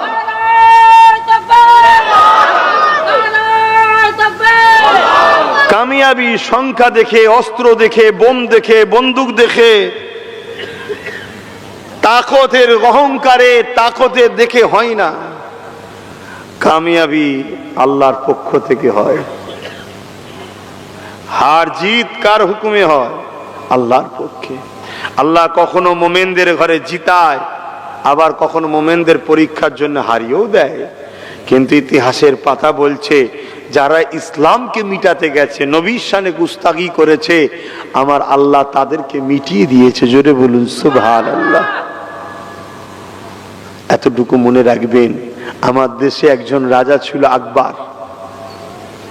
আকবর নামটা শুনে মনে হচ্ছে মুসলমান, কিন্তু শয়তান বেঈমান ছিল। সে কোরআনের বিরুদ্ধে একটা কিতাব বার করেছিল, দ্বীনে ইলাহি। দ্বীনে ইলাহি বলে একটা কিতাব বার করেছিল। তার লক্ষ্য ছিল কোরআনকে মিটিয়ে দেবো। যেমন আজকে অনেকে লক্ষ্য করছে না, কোরআন মিটাবো বলছে না, বলেনি? আপনারা জানেন কি জানি না, সংক্ষেপে একটু টাচ দিয়ে যাচ্ছি, পরে কখনো আলোচনা হবে। ওই যে স্কুল বা মাদ্রাসার ছেলেরা পরীক্ষার পরে একটা রেজাল্ট বেরোয় না, মার্কশিট বলে, জানেন তো নাকি? ওই মার্কশিটে দেখবেন কে কত নম্বর পেয়েছে, সাবজেক্টের পাশে নম্বর লেখা থাকে, তো সাবজেক্টের নামগুলো লেখা থাকে, বাংলা, অঙ্ক, ইংলিশ, ভূগোল সব লেখা থাকে না? ঠিক মাদ্রাসা বোর্ডে এই সাবজেক্টের ওখানে একটা সাবজেক্ট ছিল কোরআন। কি সাবজেক্ট? কোরআন। রাজ্য সরকারের নতুন মার্কশিট বেরিয়েছে, তাতে এই কোরআন শব্দটাকে তুলে দিয়েছে। শুনছেন কি বলছি? কিন্তু আমার উম্মত তো কোরআন, আমার নবীর উম্মত তো কোরআন উঠে যায়। আমার তো পেট চলছে না, এখানে বলা যাবে না। তোমার পেটে আল্লাহ জাহান্নামের আগুন দিয়ে ভরাবে, চিন্তা করছো কেন? দুনিয়াতেও ভরাবে, আখেরাতেও ভরাবে। আর যদি বলো যে না, এতদিন অন্যায় করেনি আলাদা কথা, আজ যখন কোরআনের বিরুদ্ধে লেগেছে আর নয়, তাহলে আমাদেরকে সজাগ হতে হবে। যেমন কেন্দ্র সরকার ইসলামের দুশ্মন, মসজিদের দুশ্মন, মাদ্রাসার দুশ্মন, তাই কেন্দ্র সরকারকে কোনোভাবেই আমরা অ্যাকসেপ্ট করতে পারি না, কেন সে ইসলাম, কোরআন, দ্বীনের দুশ্মন। ঠিক না বেঠিক গো? ঠিক তেমনই আজকে রাজ্য সরকারও সে কোরআনকে মিটাবার জন্য কোরআনের বিষয়টাকে তুলে দিয়েছে। আমার এই কথাটাকে তুমি যাও না, খোঁজ করো, দেখো ভুল বলছি কি। ভুল বললে প্রোটেস্ট করো, আর যদি ঠিক বলে, তুমি যদি ইমানদার হও, কোরআনের পক্ষে দাঁড়াও, বেঈমানের পক্ষে ধরে উনি। কথা মাথায় ঢুকছে না? ঢোকে না?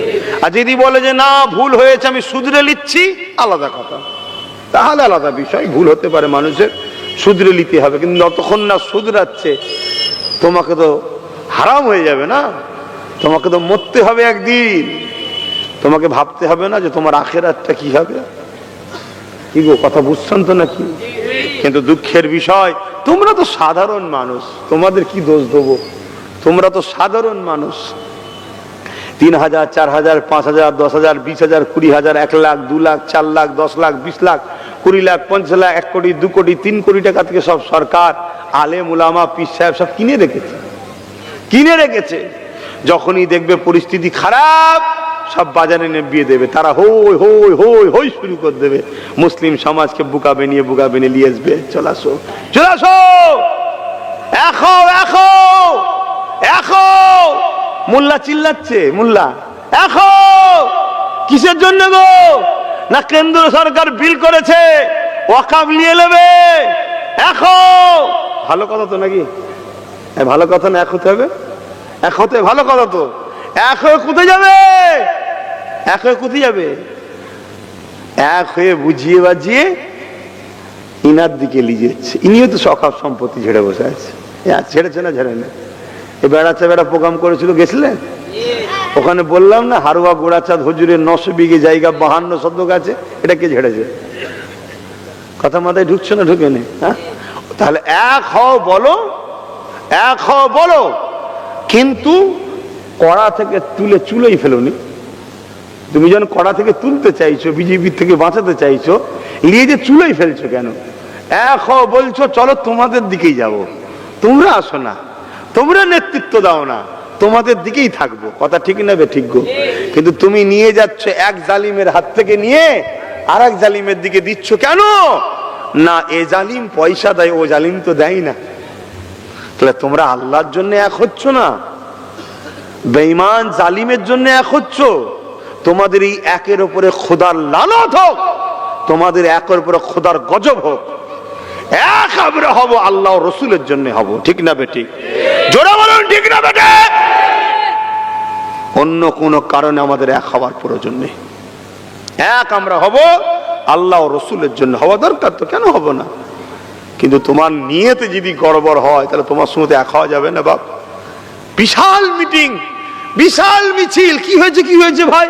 বলছে কেন্দ্র সরকার মাদ্রাসাকে ভেঙে ফেলছে, তাই আমাদের আন্দোলন। তাই নাকি? অথচ এই মেম্বারে একজন বসে আছে যার আকীদা হলো নবী নাকি মরে পচে গেছে। শুনছেন না? শুনুন। হায় আল্লাহ, তোরা কত নম্বর গাদ্দার!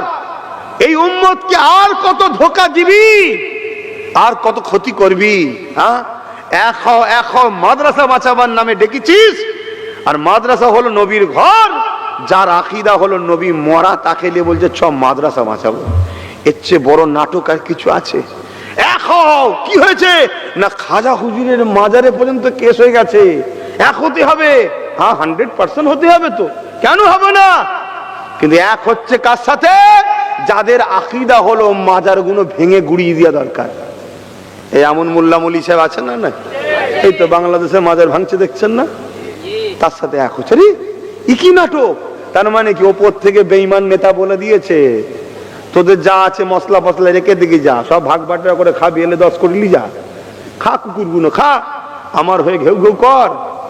কথা বুঝে আসছে না? নাই লিয়ে যে কথা কি কষ্ট হচ্ছে? মসজিদের জন্য বলছি, মাদ্রাসার জন্য বলছি, কারণ যে জায়গায় দাঁড়িয়ে আছি এই জায়গায় যদি একটা ভুল পদক্ষেপ লিয়া হয়, মসজিদ মাদ্রাসা তো যাবে, কিন্তু আমার আল্লাহ নতুন প্রজন্মের দ্বারা আবার তৈরিও করে নেবে। কথা মাথায় ঢুকছে? কিন্তু তোমার আমার আর বাঁচার রাস্তা থাকবে না, তোমার আমার বাঁচার রাস্তা আর থাকবে না। কেন?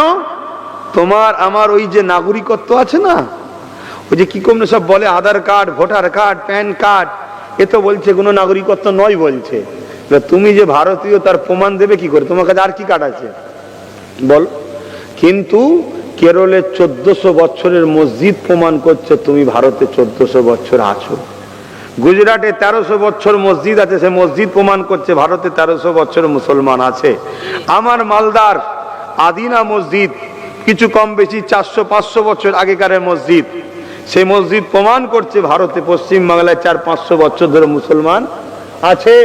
যখন এগুলো মিটে যাবে তখন তুমি আর প্রমাণ দেখাতে পারবে না। তোমাকে বলবে স্বাধীনতার পরে পাকিস্তান, আফগানিস্তান, বাংলাদেশ থেকে এসেছিস, হয় ডিটেনশন ক্যাম্পে, আর না হয় বলবে মেথরের তো লোক লাগবে, মুচির তো লোক লাগবে, লাগবে না? লাগবে না?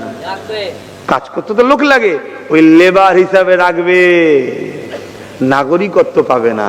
যেমন সৌদি আরবে দেখবেন একটা সিস্টেম আছে, সৌদি আরবে আকামা সিস্টেম, যে যেখান থেকে যাক, যত ভিআইপি হোক, সৌদিতে বিজনেস করবে, ঘর করবে, থাকবে, থাকো, কিন্তু নাগরিকত্ব পাবে না। ওই আকামা, আকামা মানে একটা কোনো নাগরিক তাকে একটা সিগনেচার করে একটা কার্ড দেবে, অর্থাৎ একটা সৌদি নাগরিক সে দায়িত্ব নিচ্ছে, একে আমি থাকার ইজাজত দিচ্ছি, একে আমি থাকতে দিচ্ছি, একে আমি বিজনেস করতে দিচ্ছি, জমি জায়গা যা কিনবে, ঘর বাড়ি যা করবে ওই সৌদির লোকটার নামে হবে, শুধুমাত্র তুমি ব্যবহার করবে।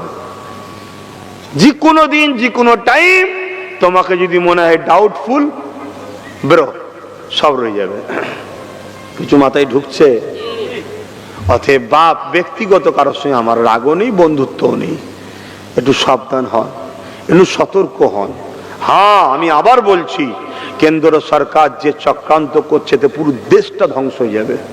কেন্দ্র সরকার যে চক্রান্ত করছে আমার সংবিধানের বিরুদ্ধে, কেন্দ্রের জালিম অত্যাচারী মোদী সরকার যে চক্রান্ত করছে, এটা আমার ইসলামের দুশ্মনী করছে। ওরা জীবনের শেষ নিঃশ্বাস পর্যন্ত প্রত্যেকটা উম্মত ইমানদারকে ওদের এই অন্যায়ের বিরুদ্ধে লড়াই করা ফরজ আমাদের জন্য। কথা বুঝে আসছে না? না, কোনো সন্দেহ নয় এতে। কিন্তু তা বলে এটা নয় ওর বিরোধী করে সবাইকে বুঝিয়ে বাজিয়ে আমার বিরাট পীর গোরাচাঁদ আব্বাসী হুজুরের 900 বিঘে জায়গা যে খেয়েছে তার কোলে তুলবো, এটা সভ্যতার নাম নয়, এটা দালালির নাম। কথা মাথায় বুঝছেন না? বোঝেন না? এটা ইসলামের পক্ষে কাজ হলো না। এটা ইসলামের বিরোধী দেখিয়ে আর এক বিরোধীর কোলে নিয়ে যাওয়া, একে বলা হয় মুনাফিকি। এই মুনাফিকি থেকে সতর্ক হন। কথা বুঝে আসছে? আমাকে অনেকে বলছে এক হওয়া দরকার নেই। হ্যাঁ, 100 বার আমি একের পক্ষে, 100 বার একের পক্ষে, কিন্তু একের মূল লক্ষ্য থাকবে মুহাম্মদুর রাসূল সাল্লাল্লাহু আলাইহি সাল্লাম। নেতা আমাদের হুজুর, নেতা আমাদের হুজুর, নকশা ওটা, লক্ষ্য ওটা, সেন্টার ওটা, সব কিছুর মূল হুজুর আল্লাহ বানিয়েছে। তো এক হব কেন হব না? হওয়ার তো দরকার। এই সময় যদি এক না হও তো কবে হবে? আর কিন্তু কার সাথে এক হব? কার সাথে এক হব? যে আমার নবীর মাদ্রাসার শিক্ষা মিটিয়ে দিচ্ছে তার পক্ষে তুমি গুণ গাইবে, আমি তোমার সাথে দেখাবো? এই বলেন, হতে পারবো? আমি আপনার আওয়াজ দেন, হতে পারবো? কিন্তু আমি ইতিহাস জানি, সংখ্যা কমেতেই আমরা কামিয়াবি হয়েছি। কামিয়াবির জন্য এক হওয়া বড় কথা নয়, কামিয়াবির জন্য আল্লাহকে রাজি খুশি করাটা হলো বড় কথা। জোরে বলুন সুবহানাল্লাহ। আল্লাহকে রাজি করো, আল্লাহকে খুশি করো, আল্লাহর পক্ষে দাঁড়াও, রসুলের পক্ষে দাঁড়াও, তবে তো আল্লাহর পক্ষ থেকে কামিয়াবি আসবে, ফতে আসবে। এরপরও তোমার যদি মনে হয় লোহা কাটতে গেলে লোহা লাগবে, হ্যাঁ সে লোহা তুমি নিজে তৈরি করো না, তুমি তৈরি করো, আমি তোমায় সাপোর্ট করব। কথা কিছু মোজায় ঢুকছে না? ঢুকে না? হ্যাঁ, কিন্তু না বাপ, তার সাথে এক হওয়া যাবে না। এতে যদি বরুণীর কি বলে উত্তর বরুণী, দেগঙ্গা, উত্তর 24 পরগনা, পশ্চিম বাংলা সমস্ত মুসলমান যদি আমাকে বয়কট করে, আলহামদুলিল্লাহ খুশি মনে বলে যাচ্ছি, আপনাদের মুখের দিকে তাকিয়ে দেখবো না, তথাপি আমি আল্লাহ রসুল কেড়ে থাকবো, একাই থাকবো। কথা মাথায় ঢুকছে না? ঢোকেন? হ্যাঁ, আমারও এক হওয়ার পক্ষে, আমি এক হওয়ার বিরুদ্ধে নয়, কিন্তু মোমেনের সাথে, মুনাফিকের সাথে নয়। আশ্চর্যের বিষয়, আজকে কি পরিস্থিতি একটা এসে গেল। আজ যখন 2014 থেকে আমি চিল্লাচ্ছিলাম অকাব বাঁচাও, অকাব বাঁচাও, অকাব বাঁচাও, অকাবলে আন্দোলন করো, অকাবকে পুনরুদ্ধার করো, নিজের জিনিস নিজেকে কেড়ে লাও, নিজের জিনিস নিজেকে লড়াই করতে হবে, নিজের জিনিস নিজেকে করতে হবে। যেখানে আজকে অকাব বিল তৈরি হচ্ছে অকাবের লুটার জন্য, সে জায়গায় আমাদের কে আছে? 2014 থেকে চিল্লাচ্ছি, আয় আয় বোঝ, আমি আব্বাস সিদ্দিকী হুজুর হুজুরই থাকবো। আল্লাহ আমাকে যে কাজ করতে পেটিয়েছে আমি সে কাজই করছি, করব। কিন্তু ঘর তো তৈরি করলাম, মসজিদ তো তৈরি করলাম, মাদ্রাসা তৈরি, এর পাহারাদার কই? এর পাহারাদার কই? এর পাহারাদার তৈরি করতে হবে না? কারো ক্ষতি করার জন্য নয়, নিজের ঘরের সেফটির জন্য তো দরকার। আমি অন্যের ঘরে চুরি করার জন্য পাহারাদার লাগাবো না, আমার ঘরের সেফটির জন্য তো আমি লাগাবো। আমি কারো ক্ষতি করার জন্য করব না, কিন্তু নিজের জন্য তো করতে হবে। কিন্তু আমাকে গালি দিয়েছে না দেয়নি? কথা বলেন, দিয়েছে না দেয়নি? যারা দিয়েছে তারা এখন চিল্লাচ্ছে, কলকাতায় চলো, অমুক জায়গায় চলো, অমুক জায়গায় চলো। কি জন্যে ভাই? না কেন্দ্র সরকার অখাব লিখে নিয়েছে, অখাব লিখে নেবে, হ্যাঁ অখাব ঝেড়ে নেবে, অখাব এই করে নেবে। ও বাবা, তাই নাকি? একদিন পরে ঘুম ভেঙেছে, যাক তাও ভালো, আলহামদুলিল্লাহ। আপনারা খারাপ নিচ্ছেন নাকি? তাও যাক, ঘুমটা ভেঙেছে, ভালো কথা, চলো যেতে হবে তো। ও বাবা, ওখানে গিয়ে দেখি অকাবলে বলতে বলতে বলতে বলতে একজন দুজন এমন খদ্দের এসে হাজির হচ্ছে, তারা নিজেরাই কলকাতা, কালীঘাট, বিভিন্ন এলাকা সব অকাপের সম্পদ ঝেড়ে রেখে দিয়েছে। আপনারা জানেন কলিকাতায় টিপু সুলতান এর আওলাদদের কবর আছে, সেই অকাপের জায়গার উপরে অলরেডি দোকান পাঠারি তৈরি হচ্ছে। চিত্তরঞ্জন থেকে শুরু করে বিভিন্ন কলকাতার জায়গায় বড় বড় প্রমোটিং হয়ে যাচ্ছে অকাপের জায়গার উপরে। সেই সব প্রমোটিং করছে কারা? যারা ক্ষমতায় আছে তারা, তাদের খাস তালুর লোকেরা করছে। তাহলে বলুন, এটা কি উদ্ধারের দরকার নেই? কি গো, এটা ঝেড়ে লিয়া হচ্ছে না? কিন্তু এখান থেকে একটা বুটা অঙ্কের টাকা আমাদেরই ধর্মের মোল্লা মলি সাহেবরা ভাগ পায়। কথা বুঝছেন না? বোঝেন না? একটা ভাগ পায়। আমি কারো নাম বলেছি? বলেন, কারো নাম বলেছি? কিন্তু যে ভাগ পায় তার শোনার পরে কষ্ট হবে, যে ভাগ পায় না তার কষ্ট হবে কি? বেশিরভাগ অংশ উলামারা এখন এই হারামের দিকে যায়নি, আলহামদুলিল্লাহ বলেন, বলুন আলহামদুলিল্লাহ। কিন্তু দুঃখের বিষয়, যারা একটু নাম কামিয়ে ফেলে তাদেরকেই তো খরিদ করা হয় না, আর তারা ওই খরিদের জায়গায় বিক্রি হয়ে যাচ্ছে। আল্লাহ আমাকে হিদায়ত করেন, হেফাজত করেন, বলুন আল্লাহুম্মা আমিন। আল্লাহ আমাদেরকে হিদায়ত ও হেফাজত করে, বলুন আল্লাহুম্মা আমিন। হ্যাঁ, আসুন, আমিও আজকে ডাক দিচ্ছি এখান থেকে, বিভিন্ন জায়গায় দিয়েছি, এখানেও দিচ্ছি। আসেন আমার উলামা ভাইরা, ইমাম সাহেব ভাইরা, মুফতি সাহেব ভাইরা, আলেম সাহেব ভাইরা, আসেন। আমাদের সম্পদ কেন 77 বছর ধরে ঝেড়ে খাওয়া হবে? যারা যারা ঝেড়ে খেয়েছে সববার বিচার করতে হবে, সবার থেকে ফিরিয়ে আনতে হবে। এবং কেন্দ্রের জালিম সরকার 2024 ওয়াকফ অ্যাক্টের নামে যে ওয়াকফকে লুটা ষড়যন্ত্র করছে, এই ওয়াকফ অ্যাক্টকে, কালা কানুনকে ব্যান করতেই হবে। এর জন্য আসুন আমরা সবাই এক হই, আলেম ওলামা সাধারণ মানুষ এক হই, আল্লাহর ঘরের জন্য এক হই, মসজিদের জন্য এক হই, মাদ্রাসার জন্য এক হই, কবরস্থানের জন্য এক হই। আমাদের বাচ্চাদের পড়াশোনার ভবিষ্যৎ এই ওয়াকফের টাকা থেকে বাচ্চাদের পড়াশোনা করানোর জন্যই তারা দান করেছে। এই বাচ্চাদের ভবিষ্যতের জন্য এক হই। বিশেষ করে কবরস্থান যদি না থাকে, আগামী দিন তোমাকে আমাকে পুরানো হবে, তোমার আমার মা বোনেদের পুরানো হবে। 60 বছরের যে মাটা ইজ্জত ঢেকেছিল, তোমার মাকে পুরানো যখন হবে, কাপড়ে যখন আগুন লাগবে, 60 বছরের ঢেকে মাটার ইজ্জতটা উলঙ্গ হয়ে যাবে। এর হাত থেকে তোমাকে বাঁচাবার জন্য অবশ্যই এক হতে হবে। এক হও, যারা মুমিন আছো, যারা মুমিন আছো, নবীকে ভালোবাসো, আল্লাহকে ভালোবাসো, যে কজন আছো এক হও, এক হও, এক হও। এক হতে হবে না? হবে না? এক কথা বলছে না তো? আমি তো বলছি এক হও, কিন্তু আবার বলে যাচ্ছি কোনো মুনাফেক গাদ্দারের সঙ্গে নয়। কেন? যখন মিটিং হবে, একটা যে কোনো জিনিস করতে হলে মিটিং করতে হয়। তো মিটিং যখন হবে, সেই মিটিং একটা প্ল্যান তৈরি হয়, একটা ব্লু প্রিন্ট তৈরি হয়, তাই তো নাকি? মোর মধ্যে যদি একজন মুনাফেক ঢুকে যায়, ওই ব্লু প্রিন্টটা, ওই প্ল্যানটা বাইরে ফাঁস হয়ে যাবে। শুনছেন তো নাকি? ওটা ফাঁস হয়ে যাবে। হায় হায় হায় হায়, কি সময় আজকে আমরা পড়ে গেলাম। আল্লাহ আমাদেরকে হিদায়াত করেন, হিফাজত করেন। চিন্তার কোনো কারণ নেই, আল্লাহ আছে, শুধু পরিবর্তন হতে হবে। আসেন, আমি দোয়া চাইবো, তার আগে একটা ছোট্ট কথা বলছি। আমি বিভিন্ন জায়গায় প্রতিবাদ করছি, জলসা মাহফিলে গিয়েও শোনাচ্ছি। কেন শোনাচ্ছি? এটা রাজনীতির পাঠ নয়, এটা ধর্মের পাঠ। এটা কিসের পাঠ? ধর্মের। কিন্তু অশুভ শক্তি রাজ ক্ষমতা দিয়ে আমার ধর্মের উপরে আঘাত দিচ্ছে। কেন্দ্র সরকার রাজ ক্ষমতা দিয়ে আমার ধর্মের উপরে আঘাত দিবার প্ল্যান তৈরি করেছে। তাই আমাদের দায়িত্ব আমার কওমকে সজাগ করানো, পাশাপাশি এটা আমার সংবিধানকে বাঁচাবারও ব্যাপার। কেন? সংবিধানের যে ধারা আছে, যে অধিকারের ধারা আছে, সেই ধারাগুলোকে এরা খর্ব করছে, লঙ্ঘন করছে। অতএব সংবিধান বিরোধী হুকুমাতের বিরুদ্ধে আমাদেরকে সজাগ হতে হবে, এটাও আমার ধর্মের শিক্ষা। তা বিভিন্ন জায়গায় প্রচার করছি, প্রচার শেষে একটা কথা বলছি যে ভাই, আশপাশে কোনো জায়গায় যদি আবার প্রোগ্রাম হয়, আমি যদি ডাকি আসি, আপনারা একটু সাড়া দেবেন তো নাকি? একটু আল্লাহকে সাক্ষী রেখে হাত তুলে বলেন, দেবেন তো নাকি? হাত লম্বা করবেন, দেবেন তো নাকি? জোর করছি আপনাদেরকে? জোর করছি? জোর করে হাত তুললাম?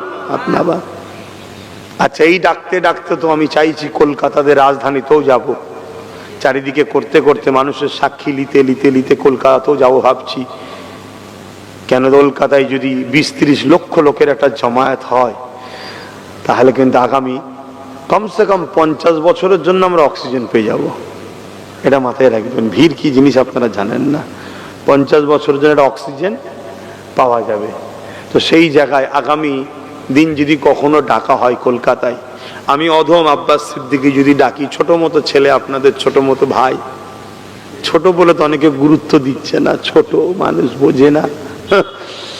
তো যাই হোক, না বুঝে নাই যদি ডাকে, আপনারা কলকাতাতেও আমার ডাকে একটু সাড়া দিতে পারবেন? হাত লম্বা করে দেখাবেন। এই হাত যে উঠছে আমি চারিদিকে দেখছি, এই দেখার পরেই তো আমি সেই বুঝে ডাকবো নাকি? হাত নাবান। এই হাত কিন্তু ধোকা হয়ে যাবে না তো? ধোকা হয়ে যাবে না তো? কিন্তু মনে রাখবেন, একটা ষড়যন্ত্র চলছে। কি ষড়যন্ত্র?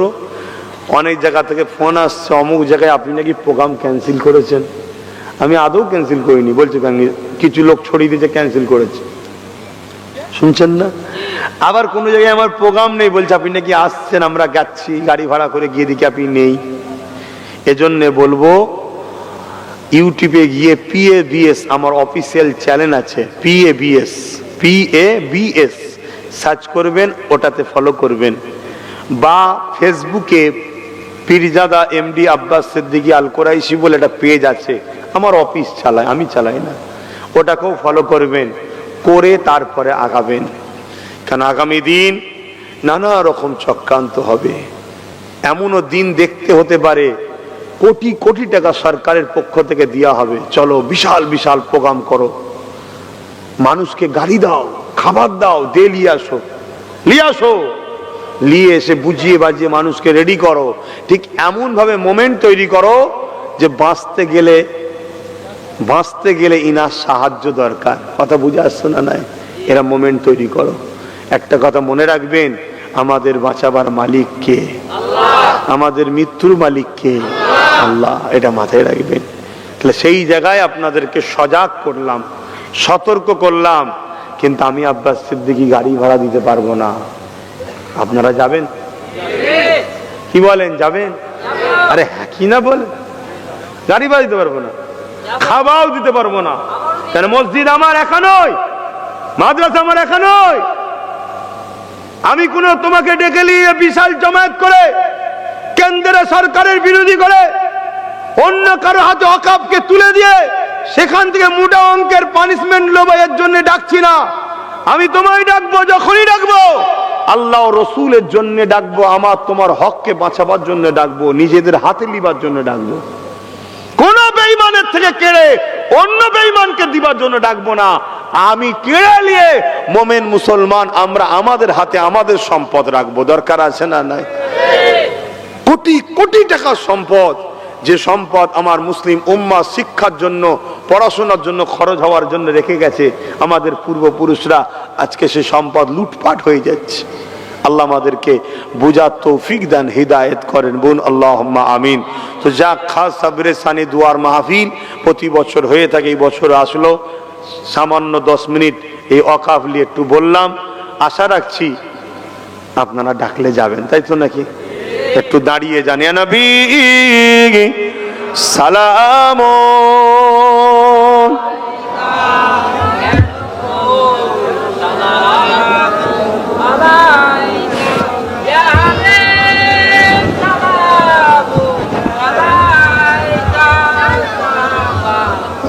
থাক থাক।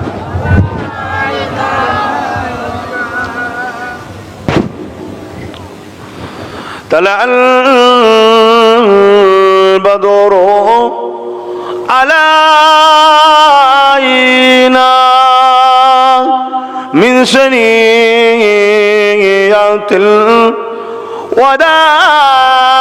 الوداع وجب الشكر علينا ما دغى لله أحداي يا نبي سلام يا رسول سلام يا حبيب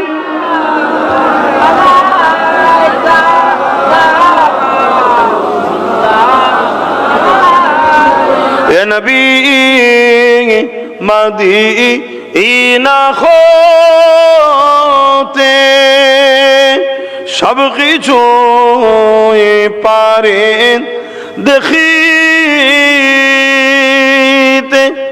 মোদের লাশ কবরে রাখিলে লইবেন আপন করে নবী সালাম ইয়া রাসূল ইয়া হাবিব সালাম সালাওয়াতুল্লাহ। সকলে গায়ে লাগাল উলা বিকামালিহি কাসাবাত তুজা বিজামালিহি حسنت جميع خصاله صلوا عليه وآله اللهم صل على سيدنا مولانا محمد وعلى آله আমার আব্বা জানেরা বিসমিল্লাহ শরীফের সঙ্গে 11 বার দরুদ শরীফ, 3 বার সূরা ফাতিহা শরীফ, 10 বার সূরা ইখলাস শরীফ তেলাওয়াত করুন। দোয়া চাওয়া হবে না, তেলাওয়াত করুন, দোয়া চাওয়া হবে।